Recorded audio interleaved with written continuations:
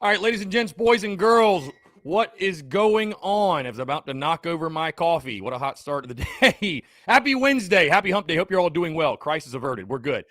Taking your questions, your comments, your calls, 843-790-3377. Guys, I'm Chris Phillips of the Daily Crow of the Spurs Up Show. As always, again, appreciate you all tuning in. Luke RJ, Phil, Travie, Brennan M, Rob Youngson, Lindsay, Elizabeth Ballard, Wesley, what's going on? Also, if you're in the Big Cock Club Discord, head over to TDC Questions, the TDC Questions channel, to be sure that your questions are answered. Again, taking your questions, your comments, and your calls as well, 843-790-3377. Guys, that's 843-790-3377. Also see Cody Gaskin, Skyland, Noah Johns, Jesse. What's going on? Again, appreciate you all tuning in. I've got a packed show, a lot to get into. Want to hear from you all. Taking your questions, your comments, and your calls as well. Looks like we're pretty close to a sellout on Saturday. Obviously, counting down the seconds until the tailgate. The game itself going to be a real fun one Saturday night at Williams-Brice Stadium. Again, I know we're all looking forward to that. Again, guys, got a lot to get into. And before we do, I want to tell you about our friends over at Dason and Shalabi Law Firm, because the Daily Crow is presented to you by our friends at Dason and Shalabi Law Firm. Guys, they're young but experienced and aggressive attorneys. They're both former prosecutors who used to represent insurance companies but switching sides. They both worked at larger law firms where they've represented hundreds of clients at a time. And guys, they both left to start their own law firm because they understand you're not just a line item. You're not just a number. You're a real human being, and you should be treated as such. They're a small boutique law firm that treats their clients like family. Guys, they're going to know who you are and treat you like a client and not a number. They handle injury cases that arise from car accidents and work accidents. Guys, do not try to take on the insurance company yourself. If you've been involved in any type of accident, no matter what it is, the last thing that you need to be worried about is paperwork, dealing with the insurance company. Let the experts over at Dason and Shalabi Law Firm handle it for you, guys. They use the latest technology to make representation efficient and effective. Again, guys, let them take care of everything for you.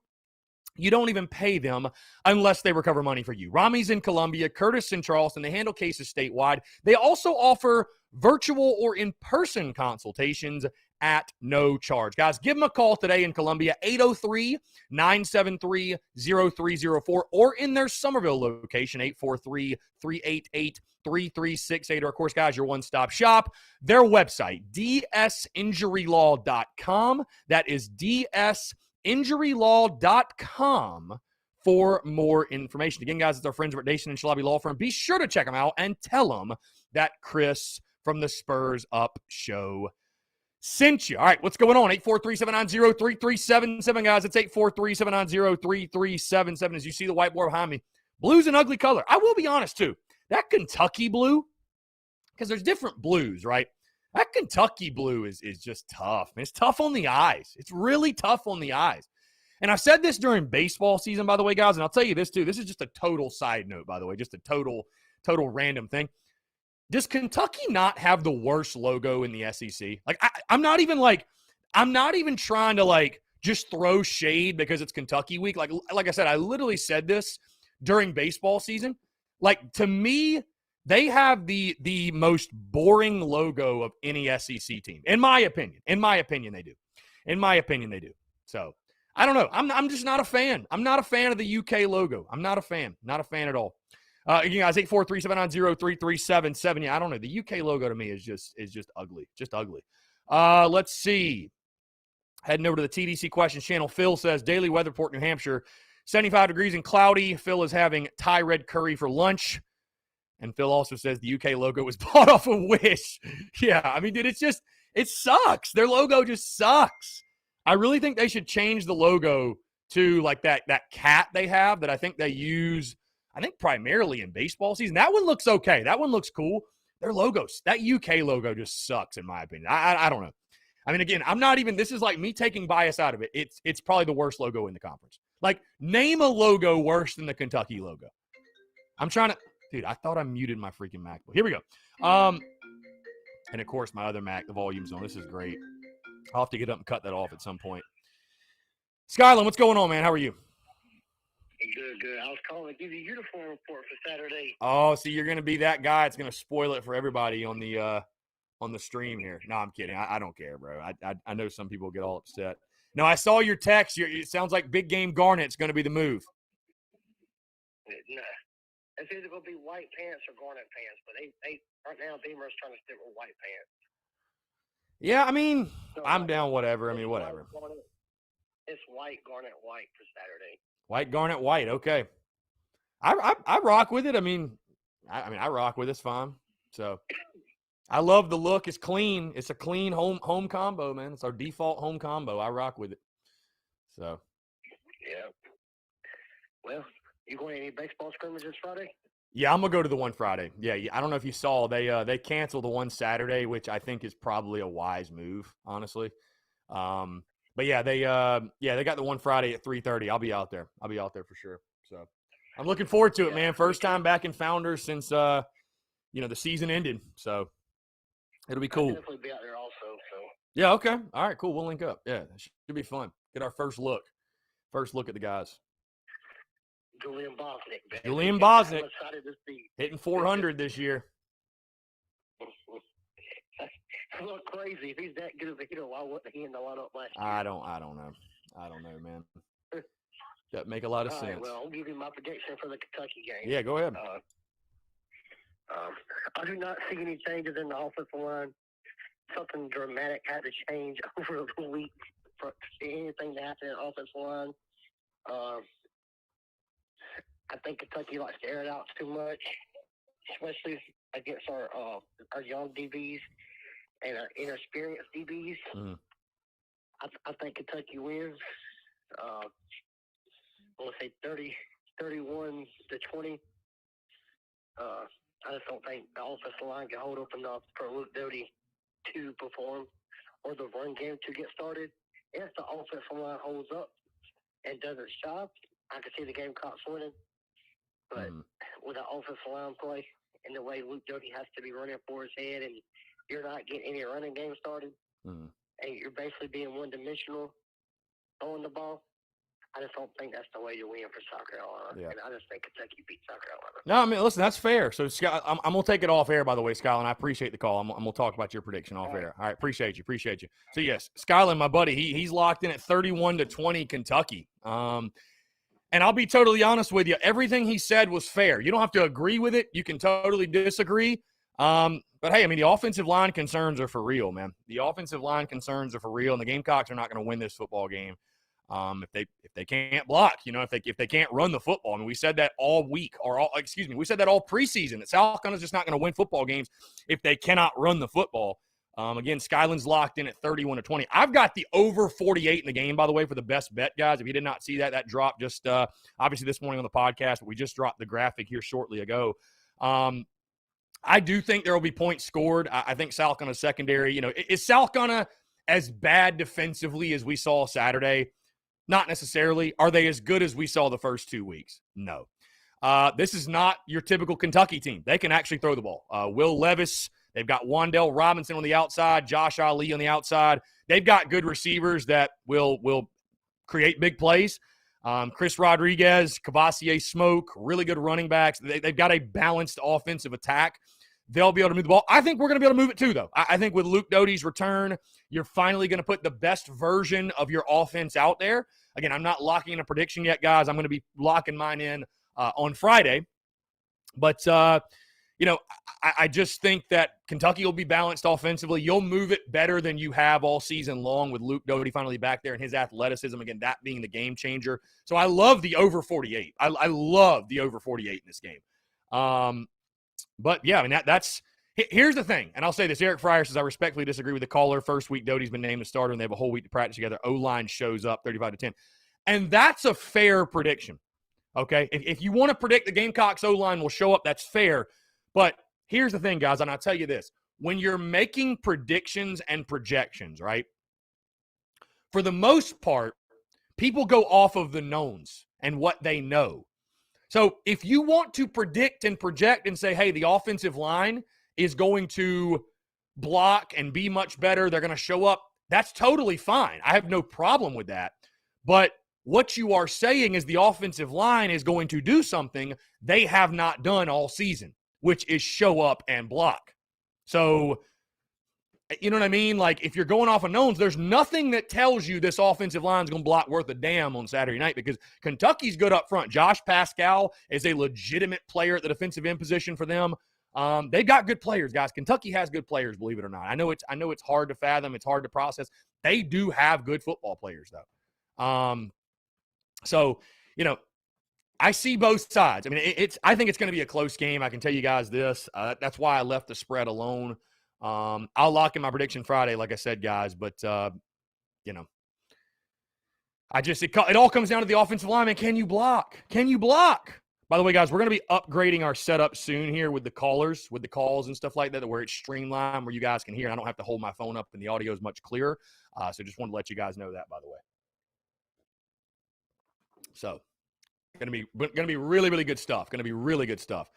Bradley Turner, can the O-line get better? If not, is the fun and gun for the remainder of the season. And again, South Carolina is not going to win games that way. Gamecocks are not going to win games throwing the ball 40 times again. They're just not going to do it. Gamecock Rob says, all right, Chris, here it goes. 27-24. Gamecocks win with a walk-off field goal again. Go Cox, ready for you to rip me. Gamecock Rob, I'm not going to rip you. Dude, this is a true toss-up. Like, if you're picking South Carolina to win at home, that's not a bad pick at all. I mean, guys, again, I have not locked in my pick. South Carolina's only a 5-point dog. Granted, they're a 5-point dog on their home field, but they're only a 5-point dog. This is going to be a close game, guys. This is going to be a close game either way. No matter who wins, it will be a close game in my opinion. I know Eric Fryer's confidence. I love it. I don't see this being a 3 or 4 score game. Again, South Carolina's not there yet, guys. They're not there. South Carolina is somewhere in between beating East Carolina on a game-winning field goal and losing by 27 to Georgia. They're somewhere in the middle of that. But they're not at the point of beating Kentucky by 25 points. We're just not there. We're not there. And it's okay. Again, we're going to make mistakes Saturday night. It's a given. We're not going to play. We're not at the point where we're going to line up, in my opinion, against an SEC team and play a perfect game. We're just not going to do it. Game 4 of a new era, man. We're still figuring this thing out as we go. Eric Fryer's crowd will account for 3 false starts, 2 delayed games. Hey, challenge you Gamecock fans. I'm hearing a lot of shit talk from Gamecock fans all week about how rowdy Willie B's going to be. Hey, do it. Show up and do it. Show up and do it. Brian McGuffey, offensive line is going to be a huge problem the rest of the way. And you need to learn how to play around that weakness. Unfortunately, not much you can do. Well, Brian, see that? I mean, that you say that, you hope that's not the case, though. You have the guys. You've got the players, right? I mean, it's the same guys from last year. You've got the players. So what's missing? Is it coaching? Is it scheme? What's wrong? Because I'll tell you this, you say you need to learn how to play around that weakness. How do you play around a bad offensive line, Brian? If your offensive line does not get better from now until the season, you will not go to a bowl game. You will not. You will not beat Kentucky. You will not go to a bowl game. And I'm not saying you have to beat Kentucky to go to a bowl game, but you will not go to a bowl game if you cannot block any better than what we've seen the first 3 weeks. You just won't. Dakota says, I'm going with the under bet on this one. South Carolina 24, Kentucky 20. Going to be a defensive game. Again, all predictions are fair. I disagree. I think that I think Kentucky's going to score points. I think they can score. And we're going to have to score to win. I mean, I'm seeing more of a 31-27, 31-24, 31-28, that type of game. I think there will be points scored. Again, is our defense as bad as we saw in Athens? No, but they're not as good as you saw the first 2 weeks either, guys. And Kentucky's got some legitimate weapons on the outside, and they can run the football, and they're going to make it very tough on us. Kentucky's going to make it very tough on us defensively. Let's see. Cody Sharp says South Carolina 38, Kentucky 17. That's a lot of confidence, my friend. I love it. I love the confidence. Christian Carver, I saw Kentucky try to prepare for us playing sandstorm at practice. I don't know. Yeah, whatever. I mean, it is what it is. Every team does that type of stuff. Brian Welch, I would hate to be sitting upper deck at Willie B this Saturday. If you are, I hope you have a strong stomach and aren't afraid of heights. Willie B will literally be moving up top, most likely. Yeah, I mean, I can't wait to see it. I think Gamecock fans will show up and show out for sure. Eric Fry, would you agree the offensive line prepped all spring and fall for a mobile quarterback and they have to change everything they worked on in camp for a non-mobile quarterback? First week, they get to play the way they prepped all spring and fall. I mean, that's fair, but that still doesn't explain to me why we can't run the football. And again, I know teams are loading the box and trying to stop it, but I mean, to say that, I don't know, man, I'm not going to sit here and make a ton of excuses because it wasn't just Georgia. You couldn't run the ball against ECU either. And we left the EIU game feeling like, we didn't get kind of what we had hoped for. And now you see why we all felt that way. It just has not come together. So, I hope that changes everything with Luke Doty back there. I mean, listen, I'm a Doty guy. You guys know how I feel about Luke Doty. I think he's going to be a game changer for this offense, and I cannot wait, to see him really take the reins coming into this game. Take the reins. But, the offensive line's just got to be better, bottom line. Travis, Chris, or anyone, what was the spread in 19 and we beat them 24-7? I'm not 110% sure. I'd have to go way back in the archives and look at that. I'm not 110% sure, though. Luke RJ, if Georgia didn't let up, they could have definitely beat us by more than 27. Yeah, dude, it was 40-6 in the third quarter. Yeah, for sure. Crowd needs to set the tone early. Liam Deacon, how's Kentucky's defense, the secondary especially? Is it the strength of their team? I wouldn't say necessarily it is, but Yusuf Corker is a good player. He's actually going to be one of my key matchups on the show tomorrow. They got some good players, but I wouldn't say it's the strength. I think Josh Vann will be able to win some matchups. I think getting your tight ends involved this week. You got to get your tight ends involved. You got to get guys like Jaheim Bell and Nick Muse. They've got to touch the football, dude. Bottom line. You saw Luke Doty last year. I thought he went to the tight end early and often last season. That's got to happen again, man. That's got to happen again. You got to get the tight ends involved. They're too good of players. They're too good of players on your team for us to be going and those guys not even touch the football. So, Michael says, is Kentucky's offense awesome or is Mizzou's defense that bad, especially in the trenches? I don't know a ton about Mizzou. I think they're a 7 or 8 win team this year. I think they're solid. I think Kentucky offensively, are they world beaters? No, but they've got a good offense. They've got two really good running backs. They got a big physical offensive line. Again, I like Will Levis a lot. The dude can sling it. Like I said, their receivers on the outside are good players. They got good players, and they got good players. They'll score. I think they'll score Saturday night. I think they'll score. So, Zachary Barker says you got to experience Sandstorm in real life to understand it. Indeed, it'll be shaking. Phil says, don't let that useless mask be a muzzle. Be loud at Willie B. Here we go. Attaboy, Phil. Attaboy, Phil. Travis Lee, nearly 20 top recruits coming Saturday. We need to show up and stay and be loud AF. Yeah, again, Travis, fans ask, how can I help the program? How can I help Shane Beamer? This, that, whatever.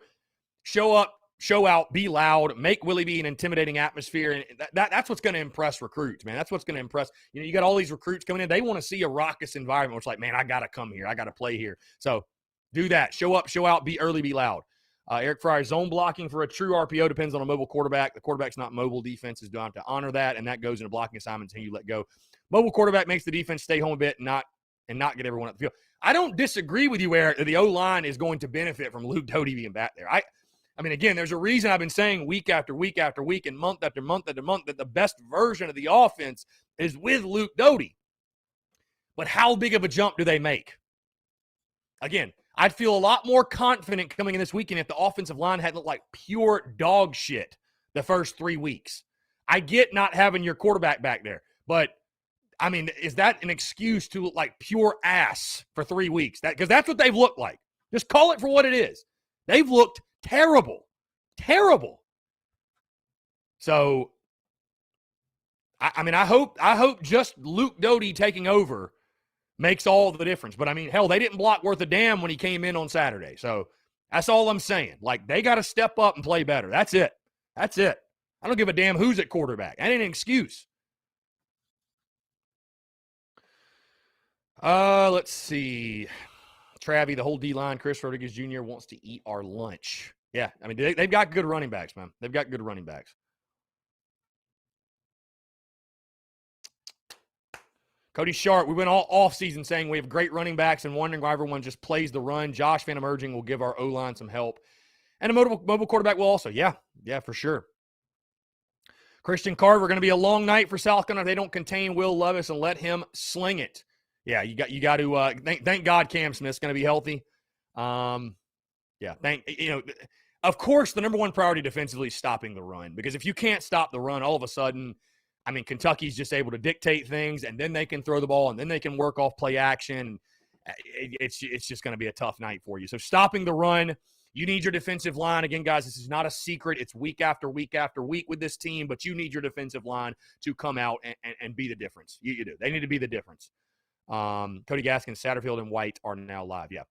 No, I know. They speak on Wednesdays. We don't tune into that. We kind of let that go just because we'd rather take the questions and stuff like that. We tune into Beamer on Tuesdays, but it's a crowd vote, Cody, that I mean, if you guys want to keep me updated if Satterfield says something crazy, but normally those guys don't say anything that's like, I mean, no offense to them, they don't say anything that's like out of the ordinary, you know what I mean? So Ryan Smith, my first time going to Willie B to watch the Gamecocks was against Kentucky when Blake Mitchell was at the helm. Not sure the year, but I know we beat them pretty convincingly. Good stuff. Travis stopped the run first and foremost. Absolutely. Liam Deacon, are you concerned at all about the unsportsmanlike conduct penalties we've gotten? If we want to beat UK, we got to get that cleaned up. Can't have dumb penalties. I'm not like overly concerned. I mean, you feel like it's something you can fix pretty easily. It's pretty easily correctable, I feel like, but it's something that's definitely got to get cleaned up. By the way, guys, on a side note, let's go ahead and get this out of the way because I know this is something that's going to come up on Saturday. And again, there's only 85 of you tuned in right here, so you 85 will hear it. But I know that I'm probably going to catch a lot of hell on social media, which is totally fine, and I don't care. So as business grows, right, and things change and evolve, you have to make decisions that are best for the business, for lack of a better way of putting it. And when I went to the first game this season, I was in the stadium. I went to the EIU game. Had a blast. Wouldn't have missed it for the world. Shane Beamer's debut. Wouldn't have missed it for the world. And had a great time. I found at that game, though, and you all have experienced this, all of you that go to games, which I'll continue this actually. We'll jump to the phone lines. I'll leave you with a little cliffhanger. And we'll go to the phone lines first. How about that?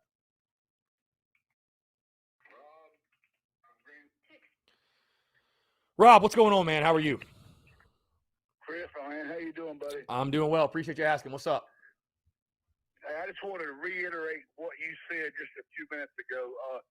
You get on some of these Gamecock message boards and you say anything at all negative about the offensive line play this year, which, like you said, has been absolutely horrendous. I don't understand it. We've got 4 starters back from last year. 2, players that were 4 stars coming out of high school. And one of them, and I believe Gwen. And they couldn't block me. You hear me? If they do not improve, and I mean improve now, then South Carolina, not only will they not make a bowl game, they might not win more than 4 football games. They have got to improve. We went into the season thinking that the defensive backs was going to be our weakness. It's our offensive line. Yeah. Thanks, Chris. Appreciate it, Rob. Thank you. Thank you, buddy. No, that's a very fair take. That's a very, very fair take. The offensive line's been the weakness of the first 3 weeks, guys. I mean, there's just no way to sugarcoat it. Again, the thing that should make you, or at least keeps me optimistic and hopeful, is that it is the same guys from last year. So it's not like these guys have never played good football before, but it's got to get figured out quickly because, like Rob just said, yeah, I mean, you might not win more than 4, maybe even 5 games this year if you can't block. I mean, this team, the strength of this football team was supposed to be running the football. I don't care if you're playing Kentucky. I don't care if you're playing Georgia. I don't care if you're playing Mizzou, Auburn, Clemson. I don't care who you're playing. South Carolina, if they can't run for more than 100 yards, if they're running for 2.8 yards per carry like they've done the last 2 weeks, bro, you can forget it. Because South Carolina is not going to get – I'm going to tell you right now, Saturday, you're not going to get into a situation where, it's a fun and gun, cock and fire passing showcase against the Cats. No. That is a recipe for disaster. I like Luke Doty. Doty dimes, his throwing ability. He showed you on Saturday against Georgia. He can throw the ball down the field. But if we're getting in those 3rd and long guys, again, you saw it against ECU. We're not built for that. We're not built for 3rd and longs. We don't have the weapons on the outside to consistently be in third. And not many teams do, by the way. But we don't have the weapons on the outside to be predictable where it's like, okay, especially, hey, with the way the offensive line's playing. Hell, they can't pass block either. So that's got to get better. Back to my point, by the way, before the caller called in. So like I said, guys, as business grows and evolves, you got to make decisions that are in the best interest of the business. Like I said, I went to the first game, was incredible, was awesome, was great being there in Shane Beamer's debut. And again, I just want to go ahead and put this out there. Again, I know I'm going to have to probably repeat myself, whatever. It is what it is. I don't apologize to anybody. Don't really give a damn.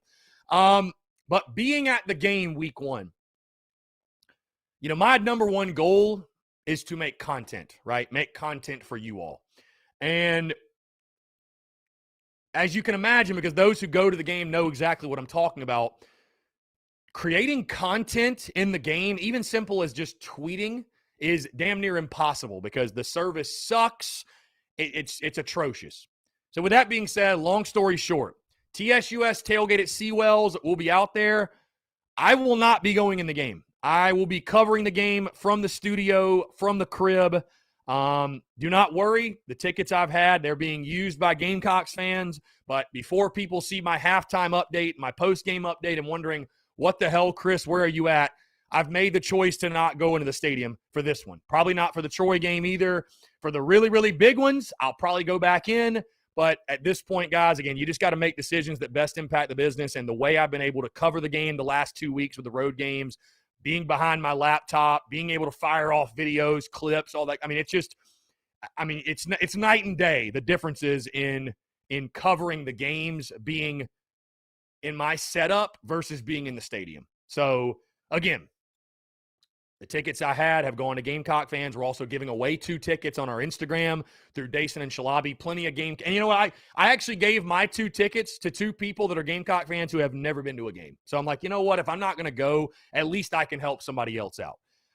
Again, I know I'm going to have to re-explain myself because, oh, you're not a real Gamecock fan. You're not at the game. And that's fine. The common fan is not going to be able to comprehend what I'm saying. They're not going to be able to even fathom what I'm saying about not going to the game. But, guys, I'm not the common fan anymore. We'll just put it that way. I don't know how else to say it.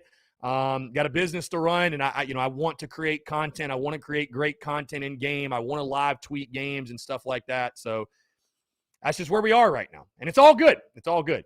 I have Verizon, by the way. I have very good service. I have very, very good cell provider. I was sitting lower level. I mean, it is what it is, guys. It's very, very tough to tweet in-game at games, which is fine. But, yeah, I don't even know why. I guess I don't have to tell you guys that. I guess it doesn't really matter. But, I had a kid over the weekend comment, when we were at the watch party for Carolina Ale House, had a kid comment and just say, oh, how can you be a Gamecock? How can you be covering the Gamecocks? How can you say you're a real fan if you're, if you're not at the game or whatever? And I'm like, dude, I'm literally getting paid to throw watch parties. Like, this is for business, like, for sure. And I'll say the same thing Saturday. So I know it's going to come up. Aaron, I have unlimited. Bro, I have the best. If you think I don't have the best of the best cell service stuff, you're crazy. Like, obviously, I live on my cell phone. So, yeah. Anyways, though, obviously, again, I'll be locked in on the game. I just figured I'd throw that out there, let you guys know. Like I said, that's something very random. TSUS tailgate's going to go on. I'm not saying I'm not going to go to another game, by the way, but I'm just at the point right now, guys, where my number one goal on game day is to create content, get great content for you all. And my best means of doing that is going to be in the studio, at the house, behind the MacBook. We're going to do a post-game show immediately following the game. So, like, I'm going to be sitting right here. So I need to be here for that. You know what I mean? So, which is all good. Like I said, I'm at peace with it, guys. It's all cool. I mean, I love it. And like I said, I can go into a game whenever I want. So, like Clemson, I'll probably go to that one. I'll probably be in the stadium for that one. But for the most part, I think covering the home games from the content creation factory is going to be the move. So, yeah, anyways, I don't know. Just a random update. But, again, I just know it's going to be something where I post my halftime update video and people are going to lose their minds because they can't fathom. I'm still telling you to get in there and be loud. Still telling you to get in there and be loud.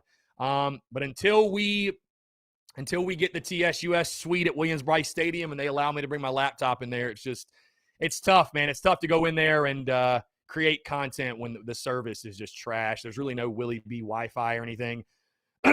So, like, I get service in the stadium. I'm not saying I don't get service, guys, but trying to tweet and post on social media is impossible. It's impossible. Trust me, I was in there the first game and experienced it firsthand. So, yeah, Noah Johns, O-line, he's going to make a statement this weekend, indeed. So, like I said, I know that's random, but Cody Gaskin says Luke Doty still isn't 100%, but is moving around well at practice. Great. It's great to hear. Travi, you gonna have the best service? Yeah, no, for sure. Taylor Novinger, Zone at Willie B has good service. Well, I that's not where I get tickets, Taylor, and I'm not paying for zone seats just to have service. I'm just not doing that. Let's see. John Gibbs, got to do what you got to do, Chris. Going through all this will benefit later on. In a few years, you may have a box that says TSUS on it. Be at the game and create content. Don't listen to the rap. No, again, it's not like I don't have to do that, right? I could just go to the game and not tweet at all during the game if I wanted to. It doesn't matter. But I don't know. I want to do that. I want to create content around the game, in game. It's something that I want to do and I enjoy doing. And so it's just a decision I've made. So, it's just when you got a business, bro, and you're making decisions, it's, you just make the decision. So that's the decision that's made. If you want to say I'm not a real fan or question my fandom, I guess so be it. But, yeah, so is what it is. Let's see. Yeah, SEC football too. A true fan is someone who supports their team day in, day out, whether it's at the game or at home. Doesn't really matter. There is no wrong way to fan. Yeah, bro. I mean, again, I live, breathe it, everything else. I mean, I would love for someone to question my fandom for sure.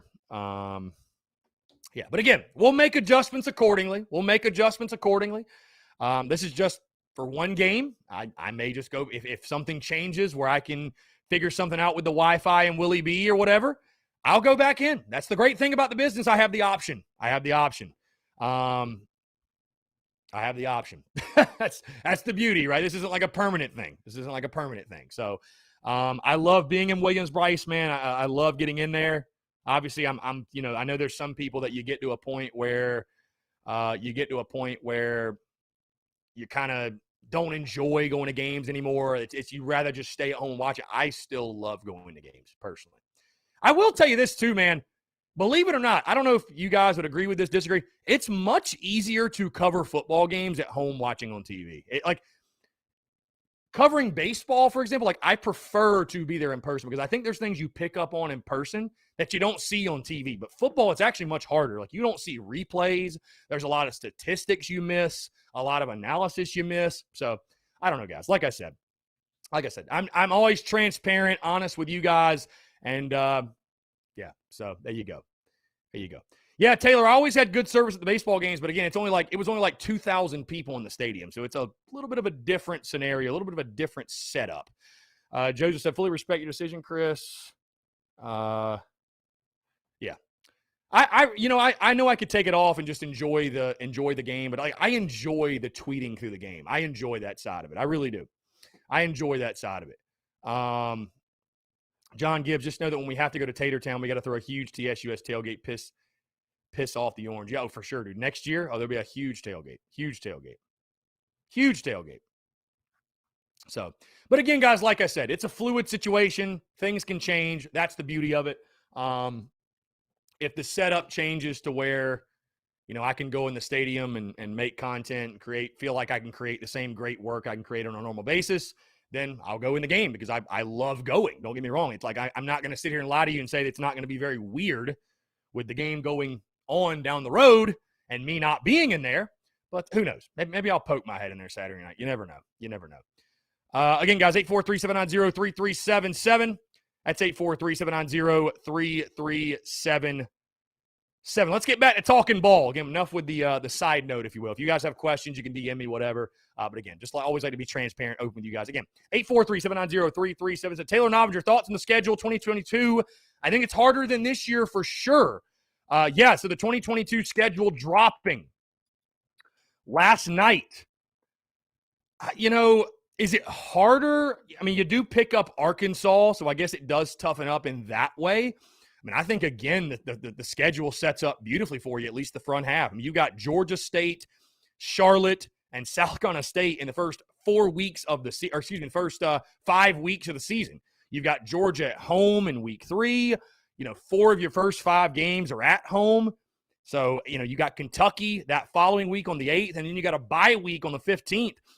It's another situation where the schedule sets up very, very well in the front half, and you have to take advantage of it. You have to take advantage of the front half of the schedule.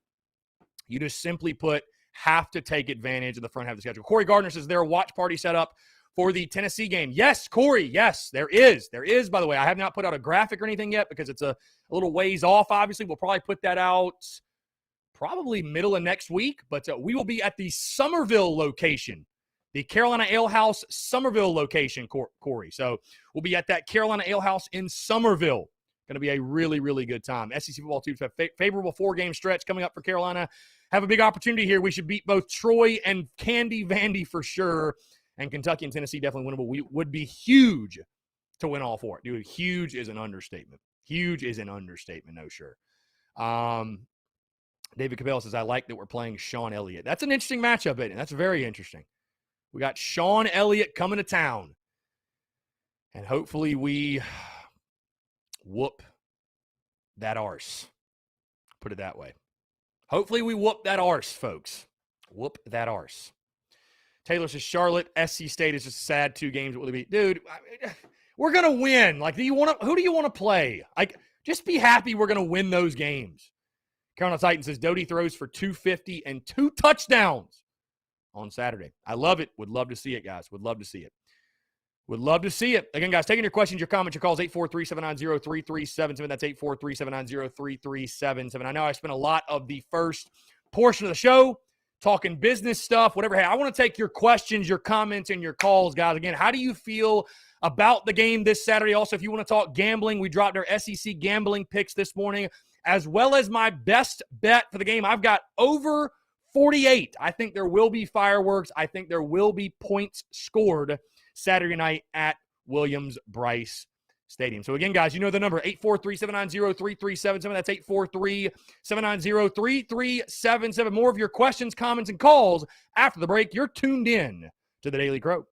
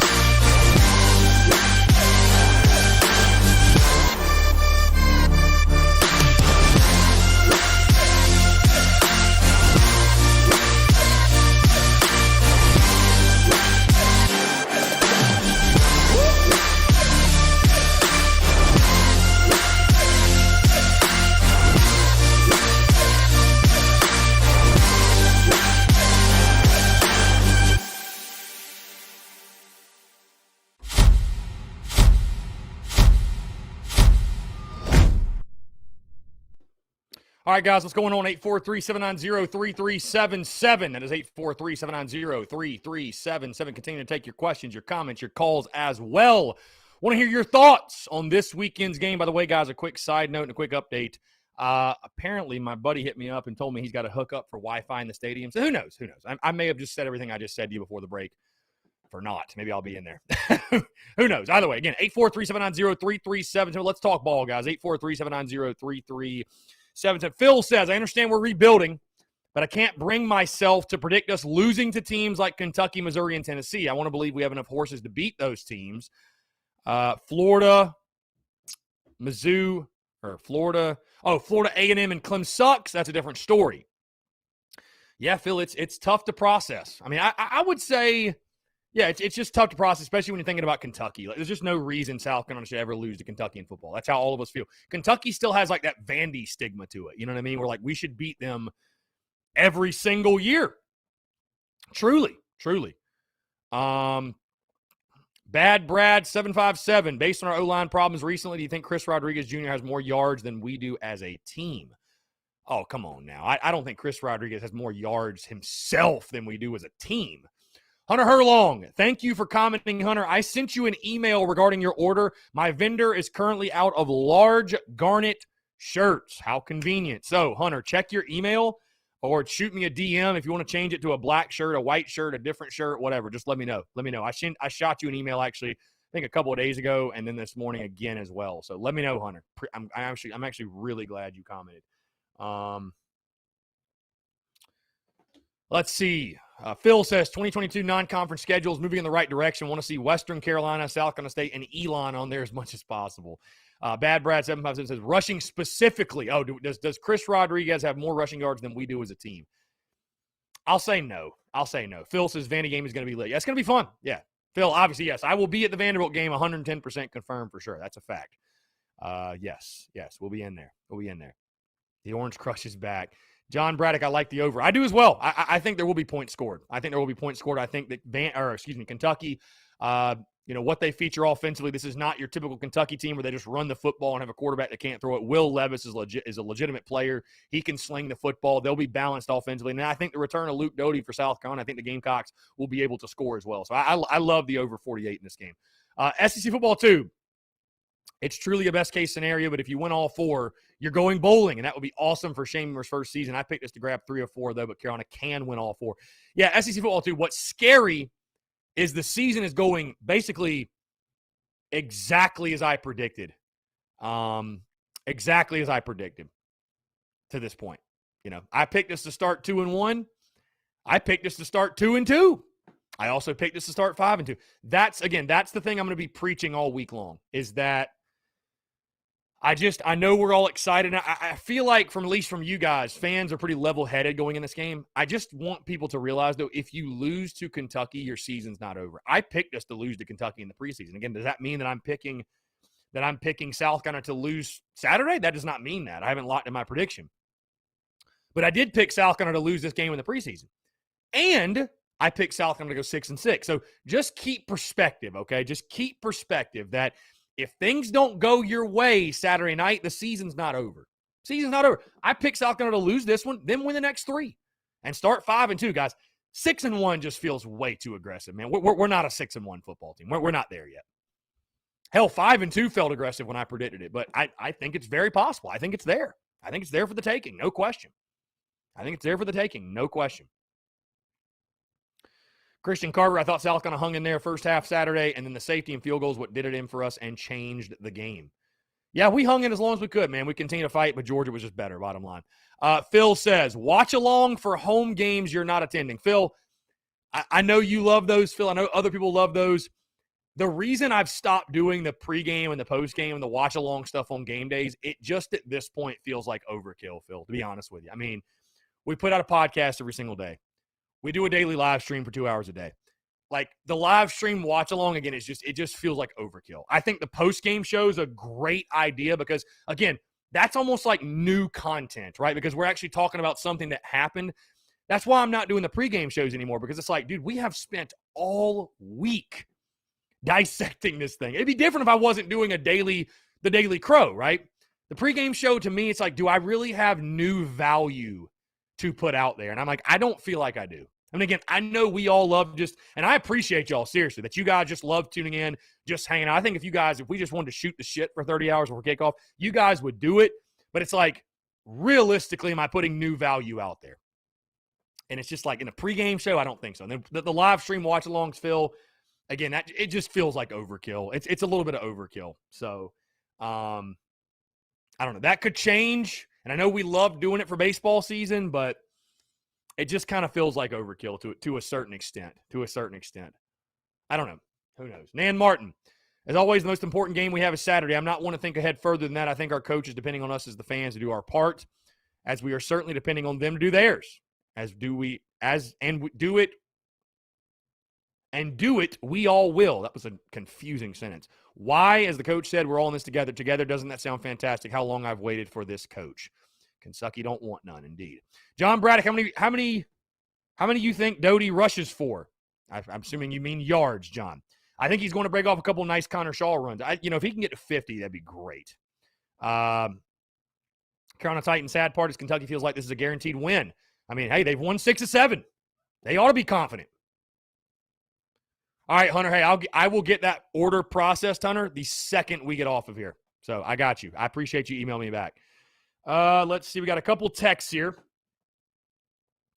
Let's see. I hate to do this, but I'm predicting a final score, Kentucky 31, South Carolina 28. I just don't think we're quite there yet. I think the O-line plays a little better, but not good enough. I also think Kentucky gashes us some in the running game and has a couple of big downfield pass completions. I also could see us winning this game, so I wouldn't be shocked either way. Going to be a tough loss if it goes the way I'm thinking. Beat Kentucky anyway. Go Cox. Yeah. It's going to be an emotional night for sure. No question. Thomas Walker, I expect to see a big change on the O-line and running game this weekend. Atkins and Satterfield have to get it figured out. Yeah. I mean, there's just no question. You're not going to beat Kentucky if you cannot run the football. Bottom line. MXRSH on Twitch. Shout out my Twitch folks. Says, do you know what jerseys we're wearing Saturday? I'm hearing either white garnet white or big game garnet. I'm not 110% sure yet. Let's see. Corey says, Chris, want to know your thoughts about Kentucky and their running game. We talk a lot about Carolina and running the football being the main focal point of the offense. Kentucky ran 18 straight run plays against Mizzou. We talk a lot about Will Levis and his throwing ability, but I think it's important to mention they are a run-heavy offense just like Carolina. Yeah, of course. It all starts with a running game for Kentucky. When you got backs like Chris Rodriguez and Cavassier Smoke and a big offensive line, it all starts with that run game for Kentucky. So, they're definitely going to want to establish the running game early. But my point was, this is not your daddy's Kentucky team that just, only runs the ball and cannot throw it. So they're going to want to be balanced. But, yeah, it's a Kentucky team, man. They're going to want to establish the run, no question. John Kruger, what is big game garnet? White helmet, garnet jerseys, garnet pants. White helmet, garnet jerseys, garnet pants. Tyler Weed, Rodriguez is a dangerous running back for Kentucky. Levis is also very good at faking the handoff and spreading the field. Wandell Robinson, legit wide receiver threat. I think our D-line will be okay, with the linebackers and secondary have to be disciplined. Yeah, and it sucks to lose Sherrod Green, too, man. It sucks to lose Sherrod Green and, a veteran player for you at the linebacker position. You got to have guys like Mo Kaba and Darrell Ware and Damani Staley. Those guys are going to have to step up. Joe Anders, Chris, what's your definition of being able to run the football? 4.5 yards per carry or more, I would say. I mean, if you want me to be honest, I think that's you're really running the football well then. Let's see. Christian Carver, before Stoops went to Kentucky, they were a below the basement team like Vandy is now, and ever since he's arrived, they've been bowl eligible team almost every year. Hopefully South Carolina can start being a bowl eligible team consistently under Beamer. For sure. Dude, he's done an incredible job. Man. Keith says, I have seen so many people upset because Doty is listed as QB1. Where have y'all been? He's always been QB1. He was just injured. Where do these people come from? I have not seen that, Keith. I must be following the right people if I have not seen them, because that's pure insanity if you're upset that Luke Doty's the starting quarterback. Yeah, like you said, he's been the guy since the moment after the spring game ended, really even going to spring ball. He's been the guy. So I don't know where you've been, what rock you've been living under. And again, I'll tell you this, Keith. I think there's some people that just don't want to like Luke Doty. They just want to complain. They want to complain about the quarterback. There's some people that just don't like him. And I don't get it. I don't know why. I don't understand it. Again, is Luke Doty a perfect quarterback? No. Does he have his own shortcomings and deficiencies? Yes, he does. But how anyone on this planet, which Cody Gaskins, thank you for the super chat, my friend. Appreciate you, Cody. Thank you, Cody, my man. Thank you, Cody. How anyone could argue that there is a better option on this roster than Luke Doty for what this football team does well and does not do well.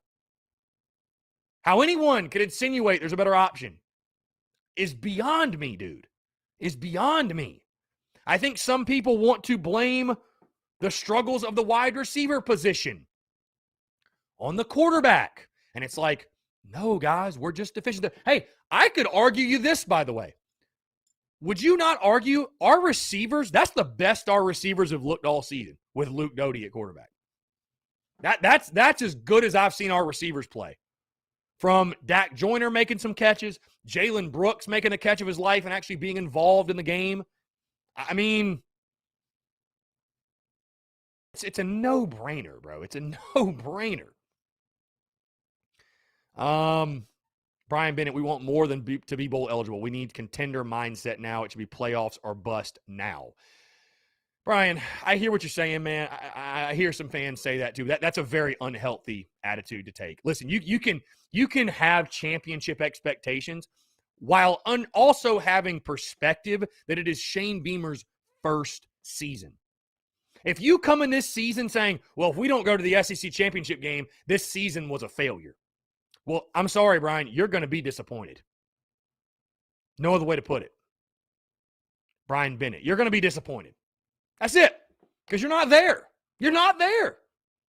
Bottom line, you're not. That's not breaking news. I'm not saying anything that's that outlandish. You ain't there, my guy. You ain't there. No, you're good, Brian. I'm really not.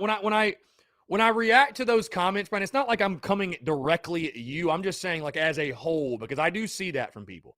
Oh, you're settling for mediocrity. It's like, bro, no, you just got to have perspective, dude. Like, we got a long way to go. We got a long way to go, man. It's okay. We got a long way to go. Let's see. Thomas Walker, it's the occupational hazard of the quarterback position. Team does good. Quarterback's the GOAT. Team does bad. Quarterback is a GOAT. Yeah. Now, for sure, the quarterback gets way too much of the credit and way too much of the blame. Jesse Jacobs, did you see Luke dodging that Georgia D-line and creating plays, getting passes off out of nowhere? I think he only continues to get better. Love Luke as QB1. Don't know how any fan can argue. The offensive line just got to be freaking better. The offensive line's got to be better. Bottom line. Sit Dog 9, is it unrealistic to have Pittman-type expectations? Remember, I don't think that's unfair. Sam Pittman's done an incredible job early on he's changed the culture exponentially, and, hey, they got a big win early this season, his second year. So, no, I don't think that's unfair at all.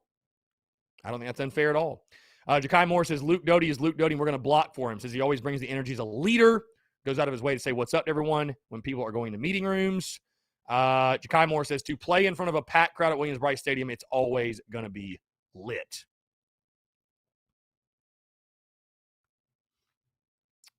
Again, guys, 843-790-3377. Jalen Brooks urging fans to come out Saturday. He said, quote, just like my coach Beamer said, come on, Gamecocks, let's go. Let's pack it out. Doty Dimes.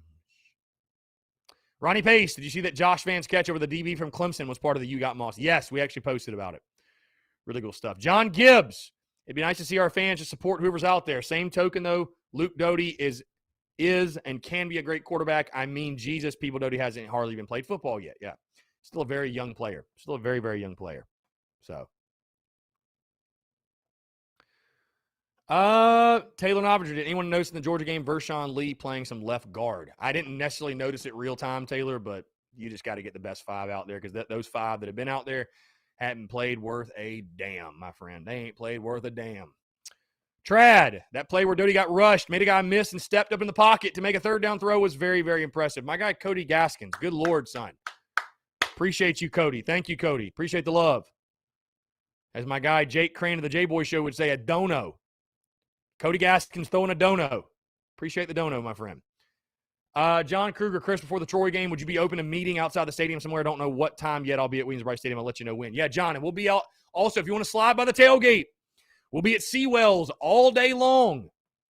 This Saturday, next Saturday, every home game. TSUS tailgate at Seawells, spots 93 to 96. The TSUS and Big Cock Club flags will be flying. They will be flying. So you cannot miss it. You cannot miss it. Luke RJ says, how long will the post-game show be? I haven't really determined that. Probably no longer than 30 minutes. I'm not going to drag it out. Last year when I did a post-game show, I didn't even put really a timer on it. Some of them I'd go 10 minutes, some 15, some of them 5 minutes. You know what I mean? So it really just depends. I'll say probably 30 minutes, though. Probably 30 minutes. I think that's fair. Because, again, I'm not going to just go on and on and on. But, definitely want to give time to, you guys call in. And hopefully it's calls of celebration and joy and not the contrary. We'll put it that way.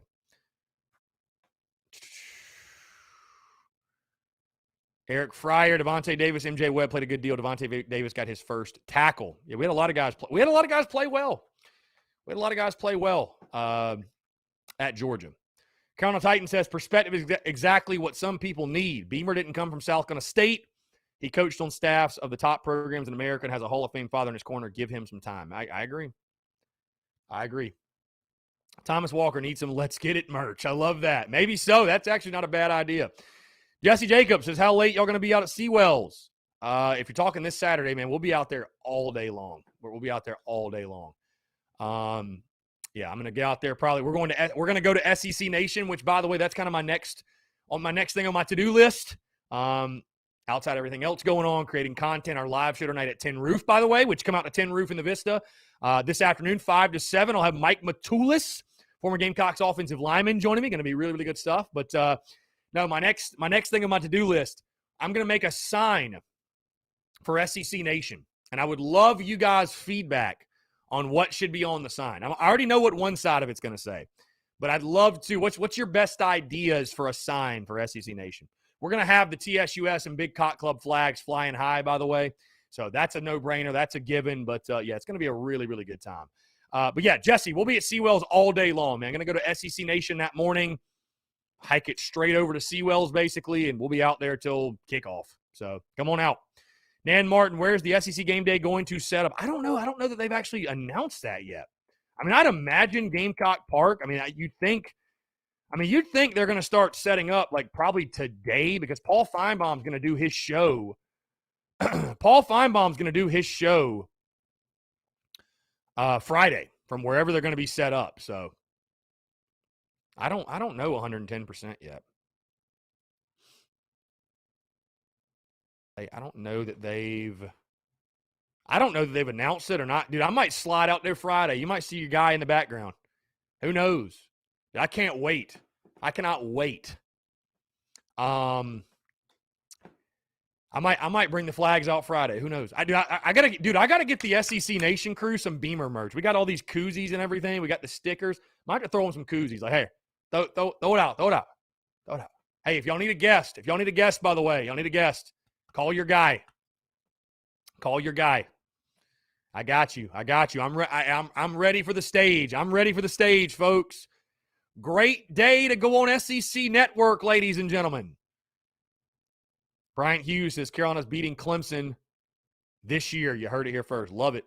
Luke RJ says, I love the Money Podcast because you play all the voicemails after the game. The post-game call should be gold. Yeah, they'll be. Gold is certainly one way to describe them, my friend. Jesse Jacobs, can anyone go out to SEC Nation? What time does it start? Yes, anybody can go. It's not like a thing we got to pay or anything crazy like that.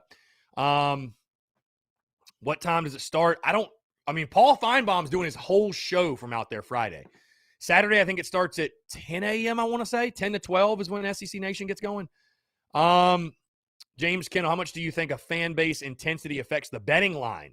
As in, is there a point or two based on a fan base that will homer the bet? So, James, it's typical that the home team gets 3 points. The home team gets 3 points. So, what's crazy is what Vegas is saying, guys. If this game was in Lexington, Kentucky would be an 11-point favorite. So, yeah. Well, I can tell you guys this. I'm going to take your suggestions and give you guys one side of the sign, because one side of the sign is going to be two-sided. One side is going to say, bad night to be a Wildcat. That's a given. That is a given. Bad night to be a Wildcat. That's it. Now, the other side, I was thinking about just writing Beamer Ball, whatever. But if you got any good suggestions, I'd love to hear them. I'm definitely going to make a sign for the game. Let's see. Robbie Davis says, SEC Nation does start at 10. We went to the 2018 Georgia game, my brother, for his birthday. Yeah, I was there too, Robbie, believe it or not. I was there too. Robbie Davis also said, just wondering, what are 3 important key factors do you think that we need to have happen in order for us to win this week and go Cox deck with that team in the upstate? I feel good about this weekend. We got to start getting into second and shorts and third and shorts in order for us to even have a shot in any of the games this season. I do agree with that. 3 keys. Robbie, you're getting ahead of yourself, man. Tomorrow's podcast will be my 3 keys to the game.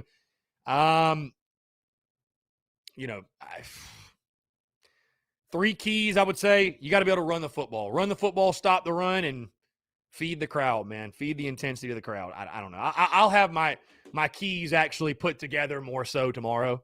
But you got to be – the offensive line's the main key in this game, dude. The offensive line's the key. You got to block.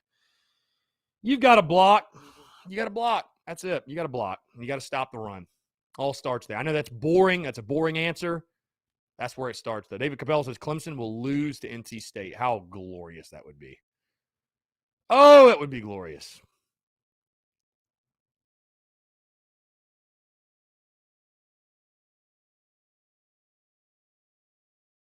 That would be glorious indeed.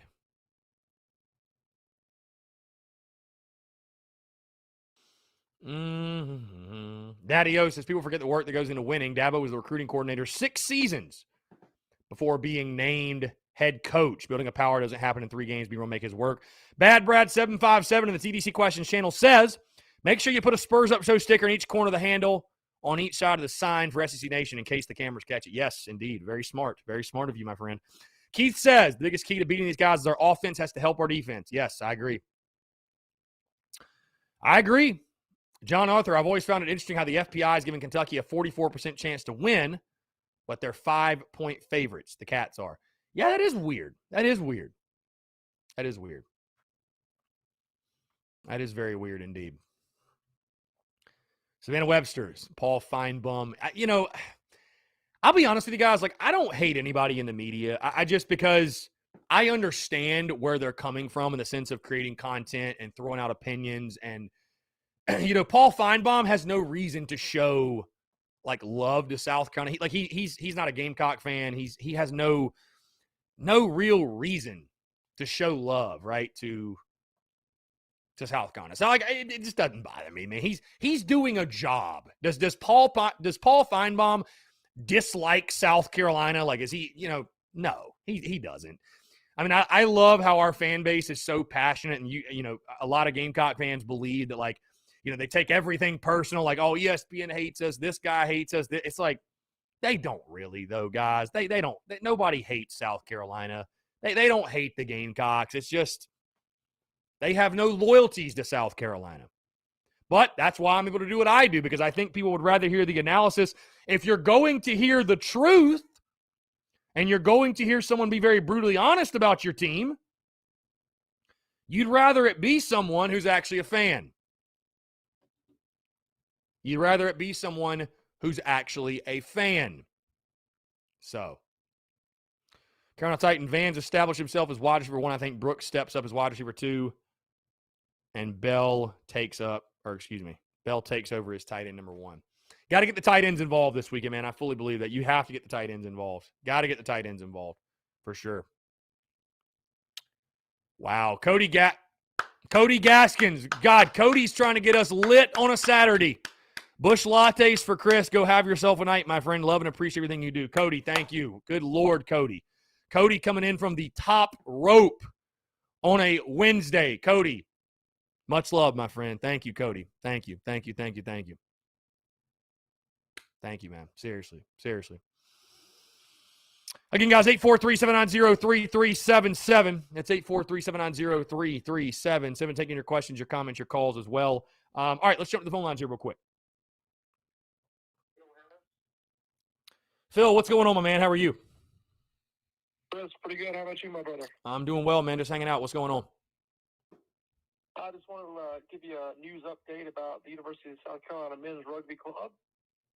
They have a game this Saturday. Obviously, everybody's really concerned with the football game, but the football game is in the evening. Is that right? 7 o'clock. Yes, you're correct. Perfect. So everybody that's going to be tailgating or around Columbia prior to the game, what better way to bring in a fantastic football game that we're going to win, in my opinion, than watching an excellent rugby game against the Citadel. South Carolina is playing the Citadel Saturday at Owens Field in Columbia. Kickoff is set for 1 p.m. Owens Field is located at 1401 Jim Hamilton Boulevard. So hope to see some of the guys out there. I'm sure they'll be, taking some pictures and showing some video out on social media. So hopefully some of the Gamecock fans that are listening to this can go check out our amazing rugby team that has a 3-time national championship winning coach coaching them right now. So.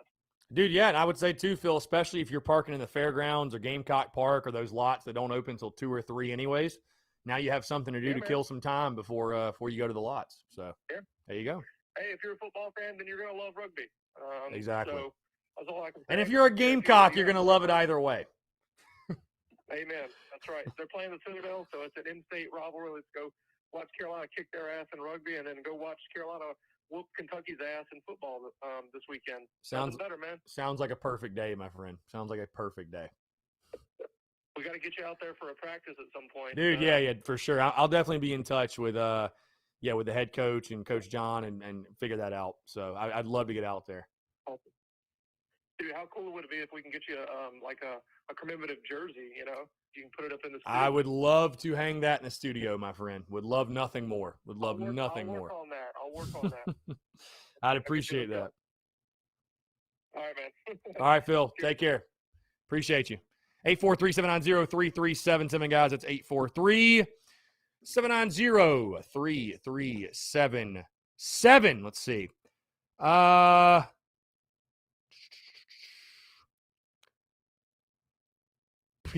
Keith says, my bad. Keith, in the TDC Questions channel, Paul Feinbaum graduated from Tennessee, but acts like he went to Alabama. Well, again, guys, it's like people are like, why do they talk about Alabama so much? Well, it's because Alabama's the best team in the conference. And you know what I mean? Like Alabama has the biggest draw of all the teams. And I know it sucks,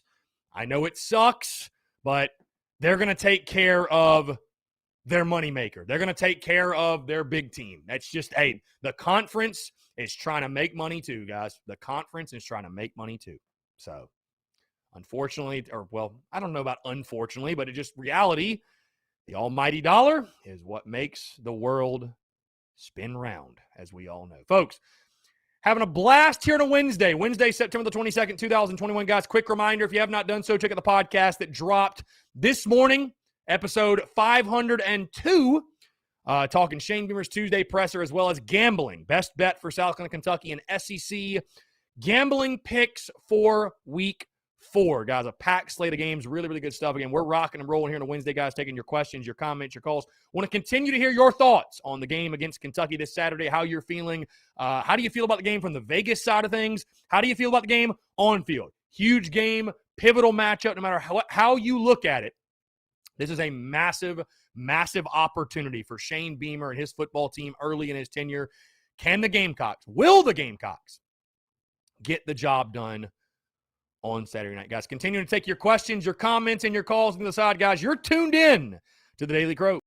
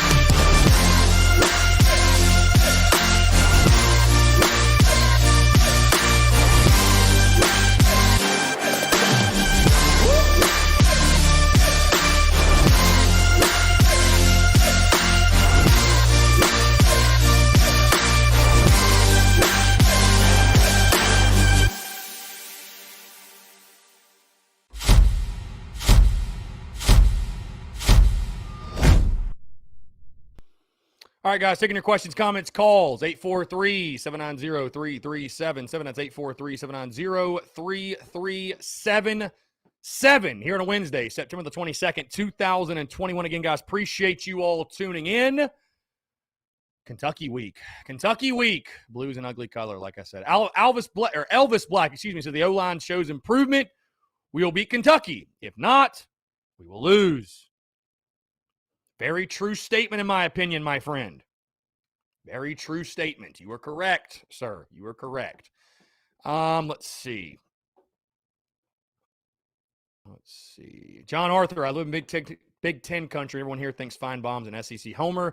He works for the SEC network. He's not paid to talk about your precious Buckeyes 24/7. It's like, yeah, no kidding. He gets paid to talk SEC football. Tyler and Alabama gets all the recognition because they absolutely deserve to. But all of us as Gamecocks can hang our hat on the fact the last time Bama lost an SEC East team was none other than our South Carolina Gamecocks. That's crazy, too. That has lasted 11 years. Isn't that wild? Again, guys, want to talk Kentucky, man. Huge game. Huge game on Saturday. Big game. Again, I want to continue to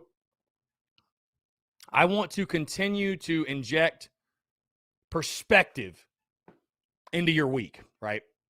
Because I spent the entire week last week doing this exact same thing and trying to not even talk people off the ledge, but just give people perspective. Those who, thought South Carolina was going to win the football game or we're going to keep it close 31-28, shout out Bradley Kane. Those people that thought that was going to happen. Hey, you might be right, but just understand the task at hand. That's literally it. Just understand the task at hand. I wanted those people to have that perspective. That's all I wanted to do. While also injecting positivity and optimism, because we have a lot to be optimistic and positive about. We have a lot to be positive about, not optimistic about. And I'm going to do that same thing this week, which, by the way, Cody Gaskins, did you just win the lottery, my friend? Cody Gaskins is going crazy with the super chats. Cody, thank you, sir. For real, man. Good Lord. Cody is sharing all the abundance today here on a Wednesday. Thank you, Cody. Thank you. Anyways, you should be very, very positive and very optimistic about your football team and the game this Saturday and the opportunity that Shane Beamer and company have this Saturday against the Kentucky Wildcats. But is this a huge game in the scope of South Carolina's 2021 season? Yes. Is it a very important game? Yes. Could you argue it was the most important game of the season? You actually could. I'd be fair. I would still say East Carolina was the most important. But if you want to argue this one, I won't fight you too hard on it. Okay? But again, I just want to continue to inject perspective, okay? Because I feel like a lot of people, maybe not a lot, some people are setting themselves up that if South Carolina loses to Kentucky, doom and gloom, season's over. Oh no, we suck again. This team's terrible. Beamer can't beat Kentucky. He's not the guy. Yada, yada, yada. Guys, your season's not over if you lose this game. Quite the contrary. I picked this game as a loss in the preseason. I also picked the Gamecocks to win 6 games. Those two things are not mutually exclusive. East Carolina was the game you had to have. That was the one that you had to win. Out of Kentucky, Tennessee, Mizzou, and Auburn, you just got to split those 4 games. That's all you got to do. You got to win 2 of those 4. That's it. Bottom line. So you don't technically have to beat Kentucky. Now, is it one we all want badly? Certainly it is. I hate losing to Kentucky. I don't think you can justify your program as a real contender. Bro, Cody Gaskins is just emptying the wallet today. Cody Gaskins is going wild, bro. Cody, thank you. For real, man. Cody Gaskins is that dude today. Cody Gaskins is truly like he's trying to buy the entire Daily Crow. Dude's going to own stock here shortly. Anyways, the season's not. I'm just trying to make the point that, guys, the season's not over. The sky will not be falling if Saturday night does not go how we hope it does. the opportunity to start 5-2 will still be there. And guys, even with a loss to Kentucky, who would argue 5-2 is not a dream start for Shane Beamer? I mean, a dream start. That'd be a dream start, guys. We're talking about a program that won 2 games last year and 6 combined games the last 2 seasons. If you're 5-2 through 7, I mean, that's an incredible start to the season. You're in that others receiving votes category at that point for the top 25. Like, I mean, dude, that's an incredible start, man. Momentum's through the roof. Morale's through the roof. So I'm not trying to take away from the fact that Kentucky's a big game. I'm not doing that, but I'm also like, just have perspective that Kentucky's a good football team. South Carolina's the underdog in this game, guys. Believe it or not. It would technically be an upset if the Gamecocks won. It would be an upset. Now, you got to love being at home in front of a packed Willie B. You got to love that, right? We don't feel like we're the underdogs, right? You shouldn't. We should never feel like we're underdogs to Kentucky. But you got to give Mark Stoops and Kentucky credit. They got a good football team. Bottom line. They got a good team. Just keep that in mind. Tyler Knowles says final score prediction. Carolina 35, Kentucky 21.